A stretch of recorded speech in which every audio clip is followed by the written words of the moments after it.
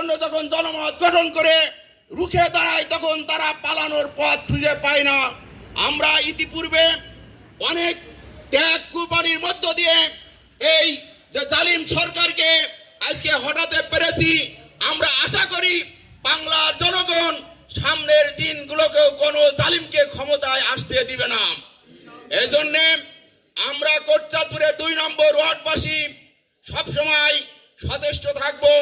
আমরা সবসময় সজাগ থাকব যেন আমাদের দুর্বলতাকে পুঁজি করে কেউ যাতে আমাদের বিজয় ছিনে নিতে পারে না পারে। সম্মানিত উপস্থিতি, আমাদের মনে রাখতে হবে, আমাদের এখন থেকে একটা জিনিস আমাদেরকে মনে রাখতে হবে, আল্লাহ রাব্বুল আলামিন বিভিন্ন যুগে যুগে বিভিন্ন কওমের উপরে এক একজন নবী পাঠিয়েছেন। তাদের দায়িত্ব ছিল সেই কওমকেই কিন্তু দিক নির্দেশনা দান করা, ঠিক কিনা বলেন? এই জন্য আমরা যারা এখানে উপস্থিত হয়েছি আমাদের দায়িত্ব কিন্তু সারা কোটচাঁদপুর মহেশপুর নয়। আমাদের দায়িত্ব কোথায়? 2 নম্বর ওয়ার্ড, ঠিক কিনা বলেন? 2 নম্বর ওয়ার্ড যদি বিজয় হয় মনে করতে হবে আমি বিজয়, ঠিক কিনা বলেন? 2 নম্বর ওয়ার্ড যদি বিজয় না হয় তাহলে আমি বিজয় নয়, আমার দায়িত্ব পালন করা হচ্ছে না। এই চিন্তা চেতনা লালন করে আমাদের সামনের দিকে এগিয়ে যেতে হবে।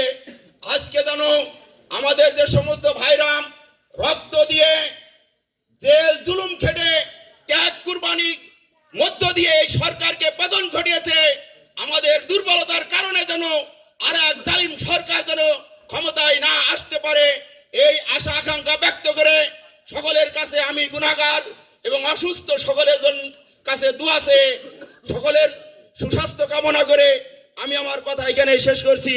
আখিরি দাওয়ানা আলহামদুলিল্লাহি রাব্বিল আলামিন। আসসালামু আলাইকুম ওয়া রাহমাতুল্লাহ।